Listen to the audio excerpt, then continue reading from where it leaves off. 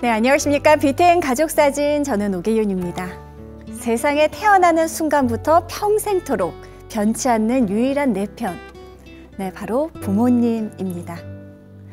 자신의 고통과 아픔은 뒤로 한 채 언제나 자식을 응원하고 위로하는 부모님의 내리사랑. 그 사랑의 깊이, 넓이, 또 높이를 자식들은 감히 헤아릴 수가 없지요. 자, 다소 개인주의, 이기주의가 팽배하면서 삭막해진 오늘날이라고는 합니다만 그래도 가슴 먹먹한 부모님의 그 진심 안에서 우리의 마음의 온기는 조금 더 훈훈해질 수 있길 바라봅니다. 자, BTN 가족사진 오늘 함께해 주실 분 국민의힘 유경준 의원님이십니다. 언제나 자유롭게 품어주셨던 유경준 의원님의 부모님과의 시간으로 함께합니다.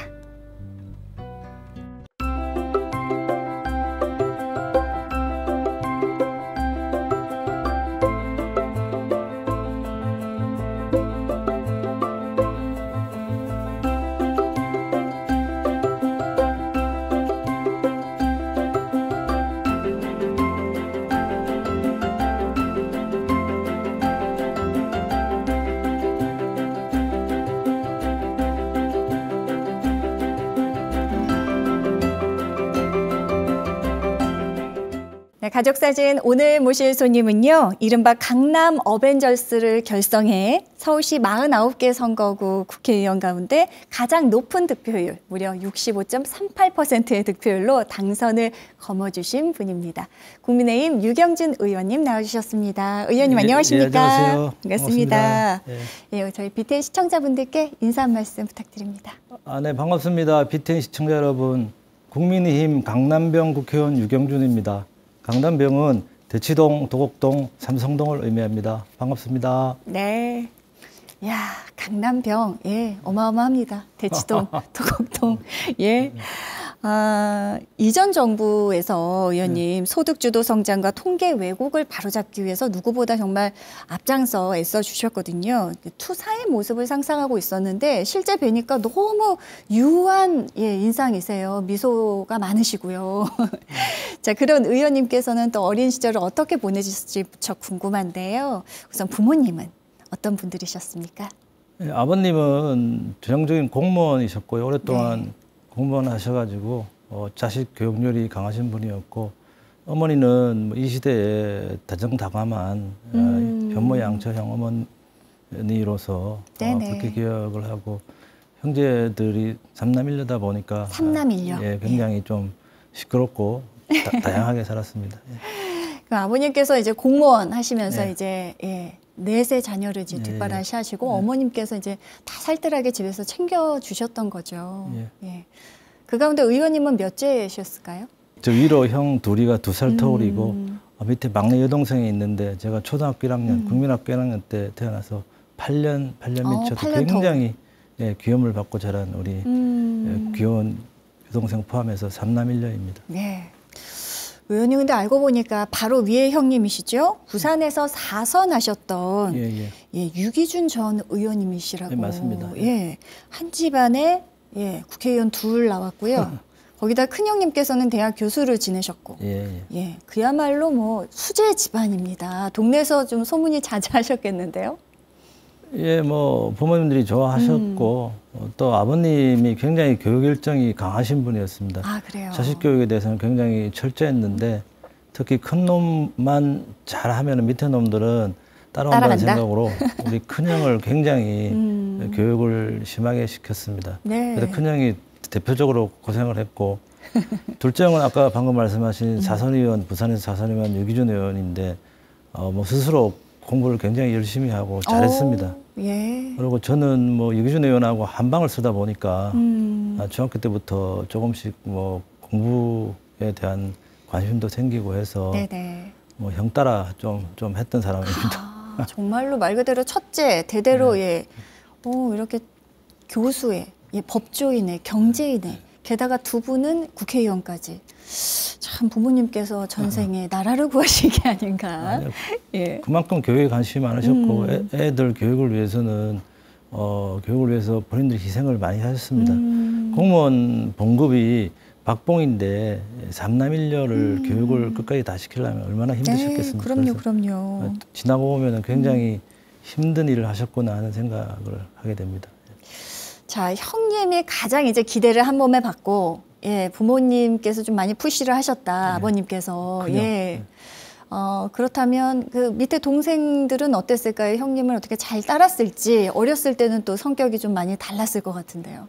우리 아버님도 그렇고 장손 집안이었기 때문에 네. 아버님이 할머니, 할아버지를 모시고 사셨는데 큰형을 또 장손인데 자기 제사 지내줄 손자라 그래가지고 큰형을 특히 귀여워하고 이뻐하셨습니다. 그래서 조부모님께서요? 네, 할아버지, 할머니가. 할아버지. 그래서 큰형을 옆에 끼고 한자 공부시키고 장기 바둑 가르치고 했고 또 한동안은 아마 아버님이 공무원 생활하셨으니까 초기에는 큰형을 할머니, 할아버지가 키우신 적도 있다 그럽니다. 그래서 그래요? 제가 좀 철이 들고부터 이제 큰형하고 합류해서 살았는데 그 전에 아주 어릴 때는 둘째 형하고만 같이 지냈고 그래서 네. 할머니, 할아버지가 유교적인 문화도 있고 자기 제사 지내줄 손자라 그래서 큰형을 굉장히 편애해서 조금 뭐 시기가 나던 기억도 있습니다. 좀 근데 서러웠을까요?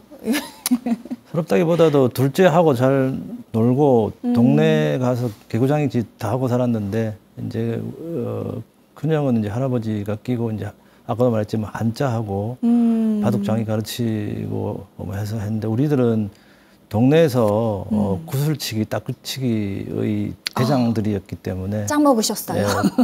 짱 먹고 둘이서 합해가지고 동네 구슬과 딱지를 다 쓸어왔기 때문에 그렇게 크게 부러운 건 아니었지만은 가끔 왜 저렇게 차별하시나 하는 생각은 좀 기억에 있습니다. 좀 서러웠겠어요, 어렸을 때. 왜냐하면은 뭐 크고 나면은 그러려니 또 그 시대상을 이해하니까 우리가 또 어르신들 마음을 이해하지만 또 어렸을 때 마음은 굉장히 조금 왜 큰형만 저렇게 예뻐하시는 거야 하면서 둘째 형하고 두 분이 그래서 더 열심히 구슬을 쳤을까요? 그래서 큰형, 작은형을 좋아하고 저만 싫어했으면은 내가 더 서러웠을 텐데 큰형만 좋아하고 우리 둘째, 셋째는 뭐 거의 뭐 불황당 취급을 하셨기 때문에 그렇게 서럽진 않았습니다. 둘이서 잘 놀았습니다.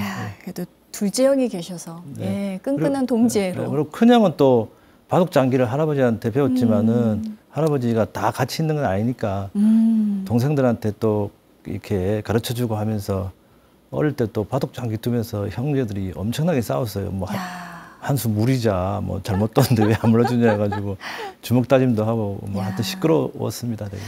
아니 그래서 그 귀한 장손 얼굴에 그 멍들게 한 사건이 있었다면서요. 지금도 기억나는데 2살 터울이고 큰형하고 저하고는 4살 차이가 나기 때문에 싸우면 제가 이길 수가 없죠. 그래서 보통 싸우고 하면 큰형이 착하기 때문에 잘 안 싸워요. 그런데 아마 바둑 장기 두다가 아마 사건이 벌어진 것 같은데 크게 벌어져가지고 제가 한 20대 좀 얻어맞고 손을 잘못 노려서 반격을 한 대 딱 쳤는데 그게 마지막 반격. 그게 큰형 눈에 맞아가지고 큰형 눈이 시퍼렇게 멍든 사건이 생겼습니다. 그때 그때 할머니 할아버지가 얼마나 혼을 내는지 정말 그때 좀 많이 서러웠고 그러고 어머니는 방관하고 있었고 그리고 아버지가 저녁에 퇴근하고 오셨는데 그냥 별 다른 소리는 안 하시더라고요. 그냥 뭐 애들끼리 싸울 수 있다고 생각하시는 게 아버지. 그래서 아버지가 그렇게 편애를 안 하셨기 때문에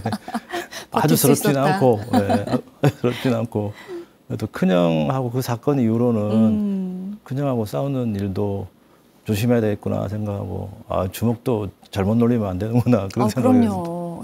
누가 알겠어요. 20대 맞다가 한 대 날린 게.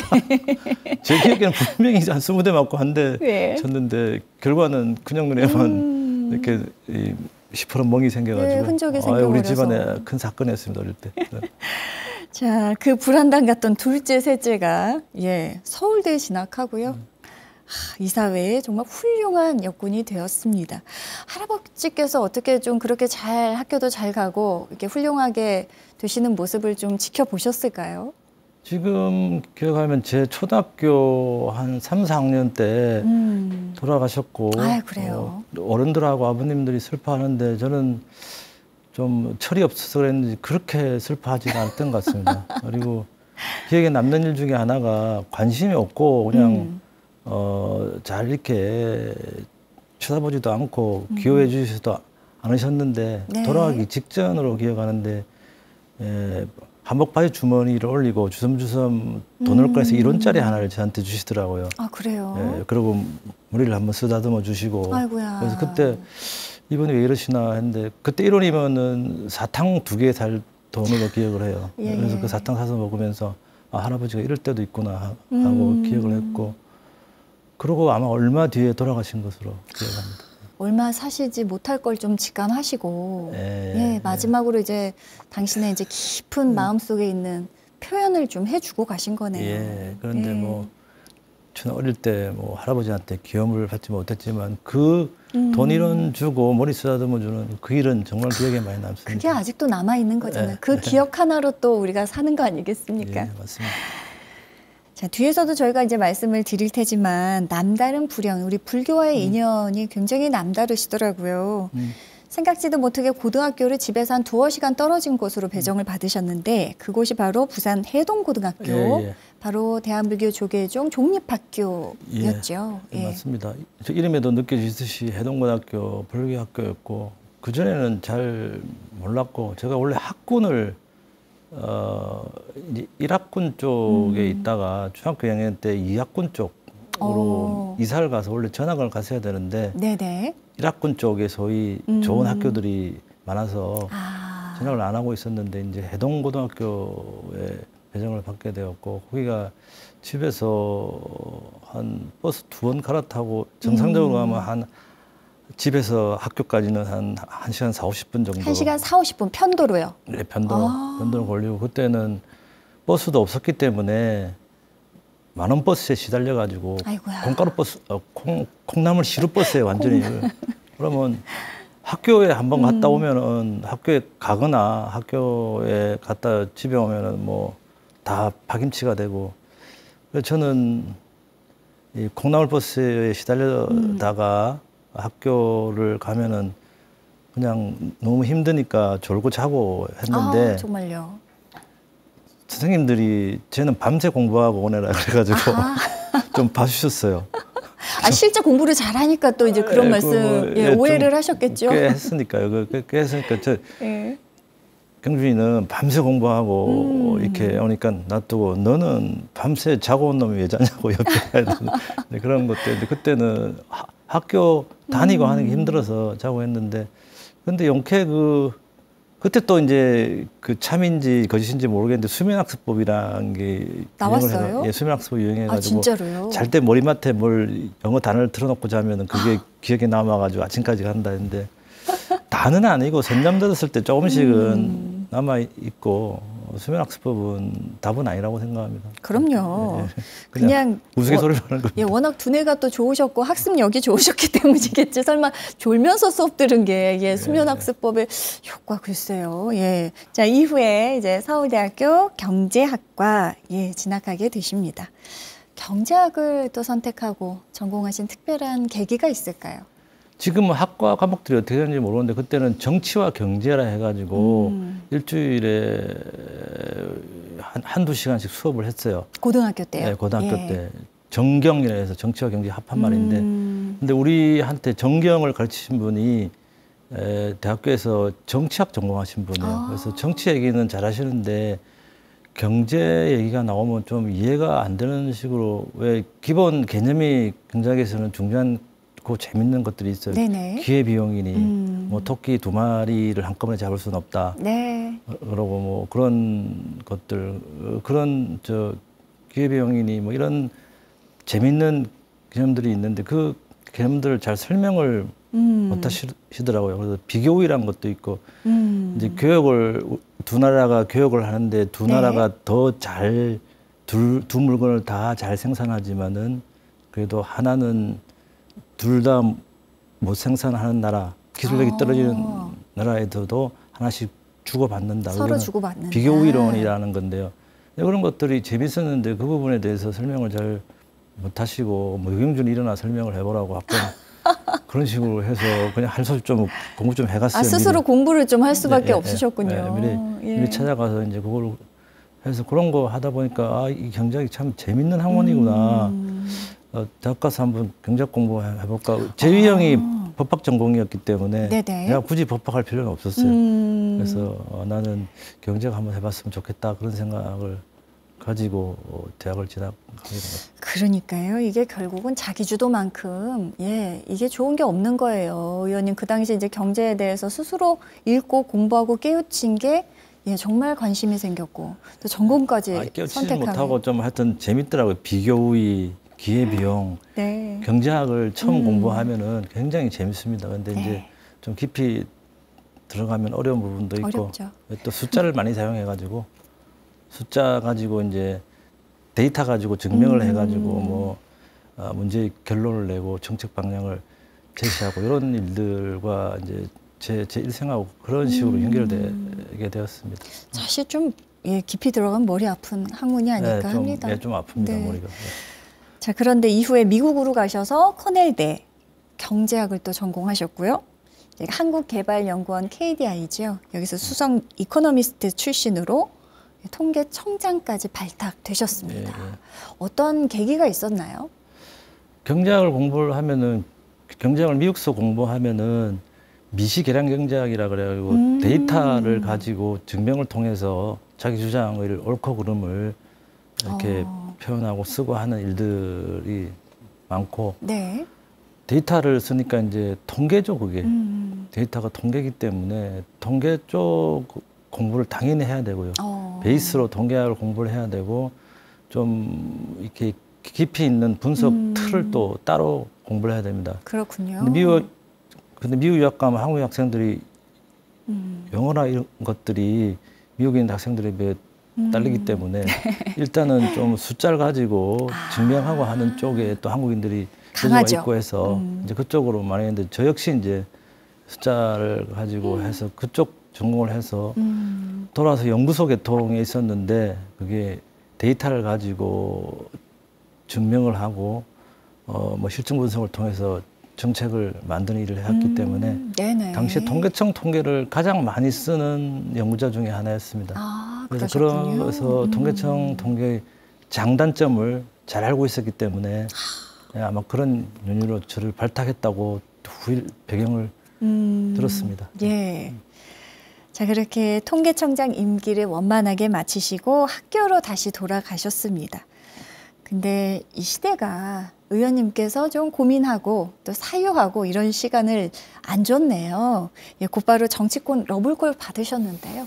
바로 좀 수락을 하신 편이에요? 아니면은 심사숙고를 오래 하신 편인지? 지금 강남병 우리 대치동 삼성동에 있었는데 그 전에 한 2달 전에는 다른 데를 좀 제안받은 적도 있었는데 정치 뜻도 없고 형도 잘하고 있고 내가 굳이 정치권에 들어갈 이유가 없어서 고사를 했고 그 뒤에 제가 있는 지역에 공천 이틀 전인가 하루 전인가 공천 파동이 나서 네네. 경제 전문가를 또 급히 찾다가 또 저한테 다시 연락이 와서 그때는 뭐 여러 가지 이유로 거절을 할 수 없어서 지금 들어와서 일하고 있습니다. 결국은 그게 인연인 것 같아요, 의원님. 그렇죠. 네. 자, 그래서 강남병으로 입성을 하셨습니다. 사실 또 삼성동 봉은사가 삼성동인가요? 또 역시나 또 부처님 인연이네요.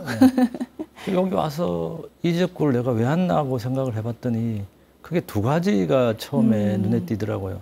하나가 봉은사가 있는데 거기 1980년도 전두환 대통령 때 범란이 발생했어요. 12.7 범란이요? 12.7 범란이. 그거에 대한 보상으로 범란 추모 기념관을 지어주기로 했는데 그게 2009년부터 시작됐는데 강원도 낙산사로 해서 조계사로 왔다가 또 표류를 하고 있더라고요. 맞아요. 지지부진했죠. 그게 제가 KDI 있을 때 예비타당성 조사나 타당성 재검 등 이걸 하던 거기 때문에 이거를 그때 여기 그 봉은사에서 그거를 들고 와서 하고 싶어 한다는 말이 들렸고 그래서 그게 내가 그러면 이거를 때문에 이런 인연으로 왔나 하는 생각을 하게 되었고 또 역시 KDI 때 예비타당성 또 민자 사업의 적격성 조사 이런 것들을 제가 저기에 관여하고 그랬는데 또 GTX 시선이 음마 아파트를 관통한다 그래가지고 주민들이 재건축도 한 20년간 안 해주고 지어진 지 40년이 넘었는데 언제 무너질지도 모르는데 지하로 저 GTX 열차, 도시급행열차가 지나가면 안전에 문제가 있다 해가지고 굉장히 갈등이었습니다. 그 두 가지 건이. 그래서 예. 그럼 내가 이런 거를 나한테 하러 오게 했나, 이게 계속되는 인연인가, 이런 생각을 어렴풋이 하게 됐습니다. 네. 자, 4선 의원이신 둘째 형님에 이어서 이제 형제가 나란히 국회에 입성합니다. 어머니께서 굉장히 좋아하셨을 것 같아요. 어머니 별로 좋아하진 않고 그 왜 그런 걸 형 하고 있는데 그냥 형 오히려? 잘하게 하면 되지, 너까지 나서냐, 너는 학교 가서 잘하고 있더니 또 왜 그러냐고 걱정을 하셨고, 네네. 하여튼 어긋나거나 잘못된 일은 너는 절대 하지 마라. 형도 그랬고 너도 그렇게 말씀을 해주셨습니다. 참 유난히도 자식 교육에 참 엄격하신, 또 교육열이 넘치던 아버님이셨습니다만 어떻게 이렇게 자녀들이 모두 잘 이렇게 훌륭하게 성장할 수 있었던 원동력은 자식이 최우선이었던 어머니, 그리고 누구보다 교육열이 남다르셨던 아버님 덕분이 아닌가 합니다. 예, 맞습니다. 혹시 그 두 분께 학창 시절에 편지 써보신 적 있으실까요? 군대 가서 어머니께 이렇게 키워주시고 이렇게 하고, 군대에서는 이제 빨래나 또는 식사 준비를 직접 해야 되기 때문에 그때 이게 참 이게 보통 일이 아니구나. 비로소 느꼈습니까? 유학 가서도 또 밥 세끼 하고 밥 세끼 해 먹고 빨래를 했더니 내가 공부하러 왔나, 밥해 먹으러 왔나. 보통 일 아니죠. 보통 일 예, 직접 해봐야 합니다. 그때 어머니 아버지 여러 가지 고마움들이 알게 돼서, 또 군대 가면 이렇게 편지 쓰는 시간들이 있어요. 단체로 밤에. 많이 쓰죠. 그래서 그때 뭐 진심을 담아서 어머니께 썼더니 어머니가 굉장히 좋아하셨던 기억이 납니다. 그래요. 자, 그렇다면 오늘 편지에는 과연 어떤 마음을 담으셨을지, 지금 한 몇 년 만에 쓰시는 거죠, 의원님 그러면? 제가 88년에 쓰고 와. 안 썼으니까 예. 지금 한 35년? 35년 만에. 35년 만에. 아버지한테는 한 번도 안 썼어요. 그래서 부모님한테 쓰는데 아버님이 20년 전에 돌아가셨기 때문에 아이고, 아버님한테 좀 한번 감사하다는 말씀을 드리고, 또 어머님 또 안부도 묻고 하는.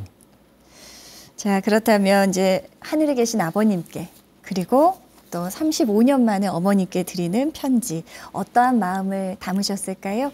유경준 의원님께서 부모님께 띄우는 부모님 전상서입니다.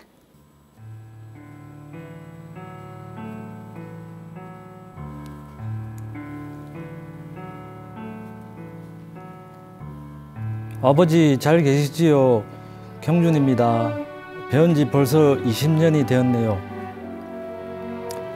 많은 고생을 하시고 가셔서 마음에 걸리는데 누워 계신 곳이 양지 바른 곳이라 더 큰 고생은 안 하실 것으로 생각합니다. 20년 전 2003년에 돌아가셨을 때 저는 책에서만 배운 천붕이란 단어가 정말 실감났습니다. 정말 하늘이 무너져서 의지할 곳이 없는 느낌을 받았습니다. 그리고 저도 애를 키워보니 부모님, 아버님 마음을 더 잘 이해하게 되었습니다. 다른 사람들은 그렇게 생각 안 하겠지만 저같이 말 안 듣는 아들 공부시키고 사람 만드느라 고생하셨고 이제야 더욱 감사드립니다. 그리고 약 40년 전에 대학생 때 여행 가서 아버님께 선물로 드린 풍란이 정확히 30년 만에 2011년으로 기억합니다. 꽃이 활짝 피어 그때 또 아버님 생각이 많이 났습니다. 그 풍란꽃을 보셨으면은, 살아계셔서 그 꽃을 보셨으면은 너무 좋아했을 것이고, 그리고 어릴 때 저를 데리고 등산을 다니시면서 수석과 난초에 대해 저 이야기 많이 해주신 생각이 많이 났습니다. 저는 아들이 하나인데도 아버지한테 받은 반도 못 해주고 있다는 생각도 하게 되었습니다.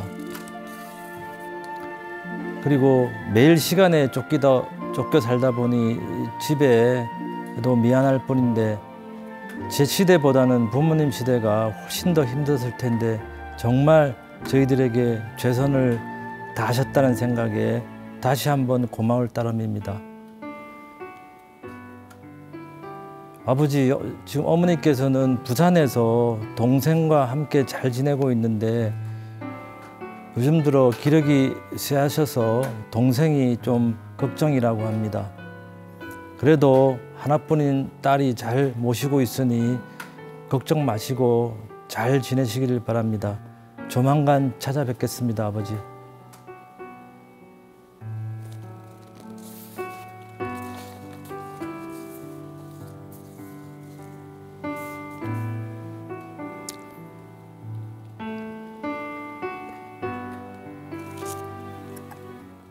안 올라 그랬는데 또 이게 괜찮습니다, 의원님. 예. 참 모든 자식들에게 부모님은 그건 것 같아요. 이제 떠나고 난 뒤에야 비로소 그 사랑의 소중함을 알고 참 늘 뒤늦게 철이 듭니다. 그리고 애를 키워보니까 정말 말을 안 듣더라고요.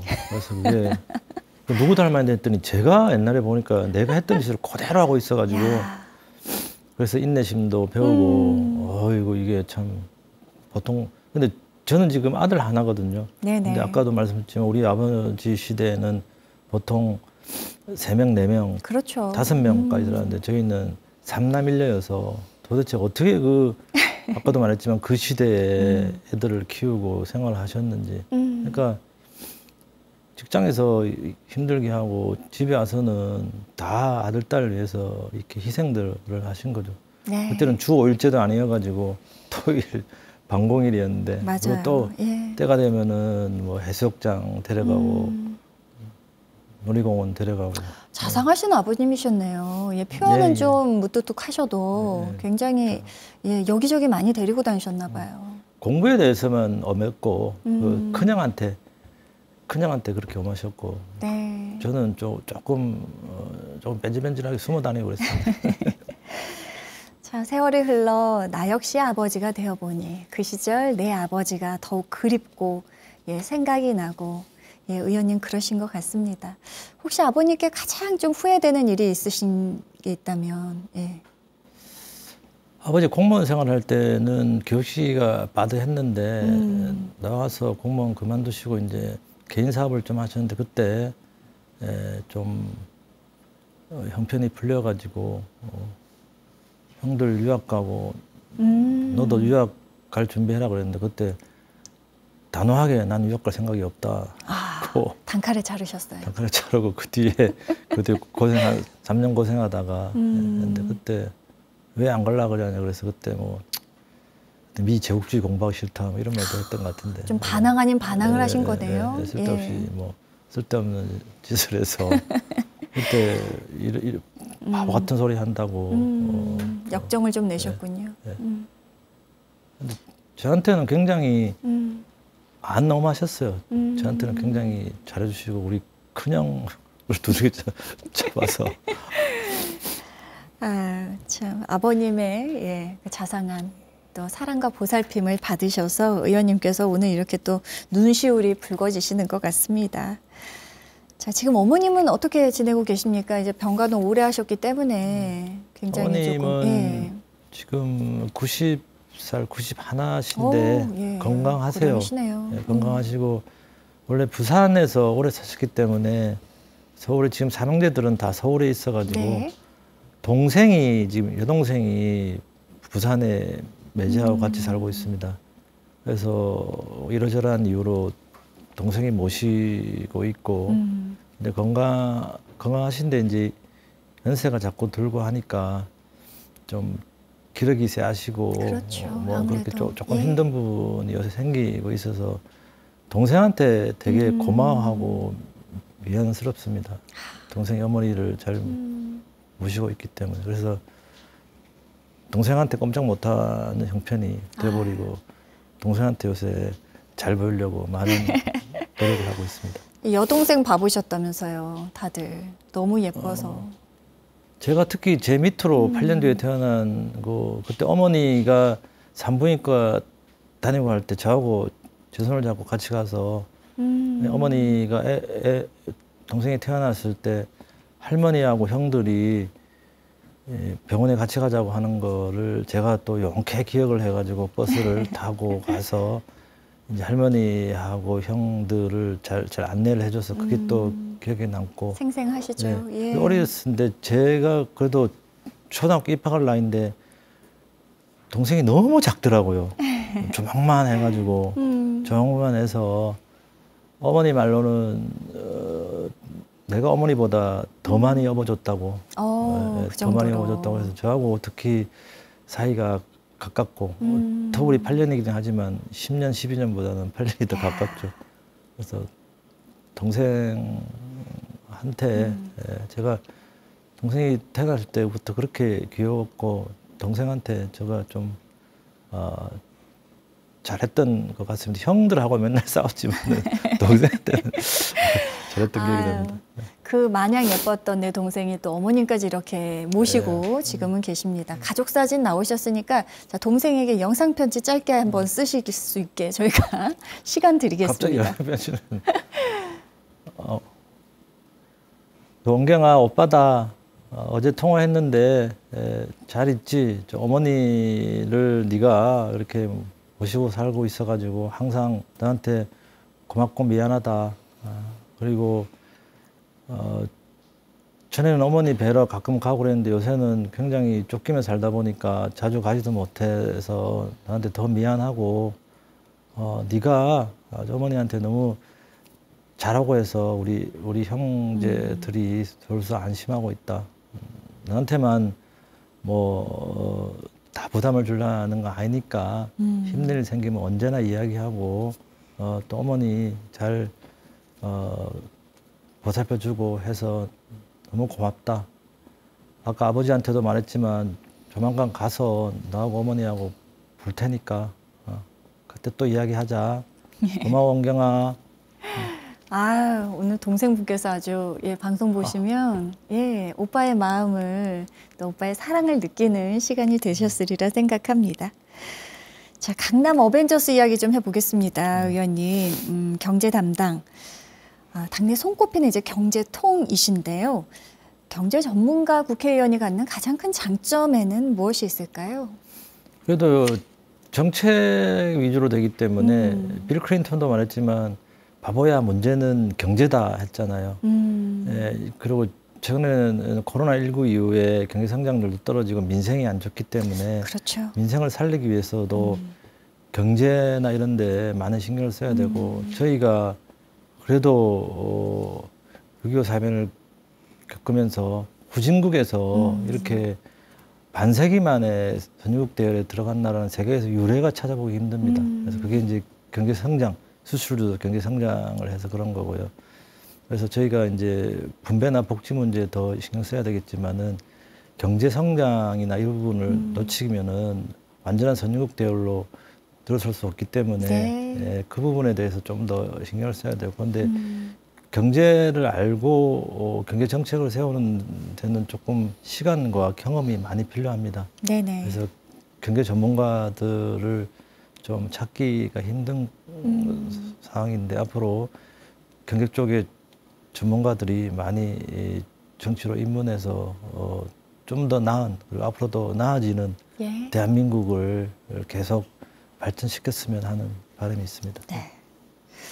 사실 경제가 쉽게 말해 먹고 사는 것 아니겠습니까? 잘 먹고 또 더 잘 사는 모두가 함께 행복한 그런 나라를 우리 경제 전문가 유경준 위원님께서 더 잘 만들어 주실 수 있으리라 생각합니다.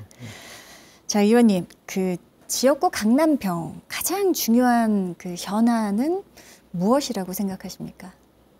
여러 가지 있겠지만 그래도 가장 중요한 것 중에 하나가 거기가 음마 아파트나 미도 아파트로 대표되는 40년 이상 묵은 재건축이 안 되고 있는 그렇죠. 지역입니다. 그래서 이번에 음마에서 아까도 말씀드렸지만 지태서 문제가 해결되고 재건축 조합이 생겨서 재건축이 43년 만에 추진되게 되었습니다.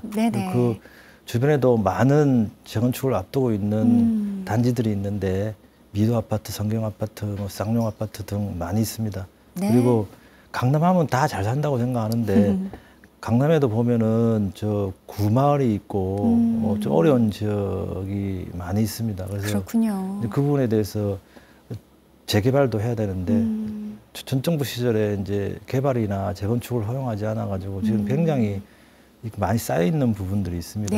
그 부분들이 빨리 진행돼서 좀 주민들이 편안하고 안락하게 살고, 그리고 뭐 좀 과도한 이익이 있으면 그거는 개발 이익이나 이런 것들 좀 덜 잘 못 사는 분들한테 나눠주고, 청년이나 또 신혼부부들이 어려우니까 그쪽에도 너무 좀, 좋죠. 예, 이렇게 기부 찬합도 해가면서 이제 공동으로 발전할 수 있게 그런 일들을 제가 좀 열심히 좀 해볼까 합니다. 예. 자, 그리고 의원님께서는 이제 주요 선거 때마다 중책을 맡으셔서 이제 승리를 이끄신 걸로 알고 있습니다.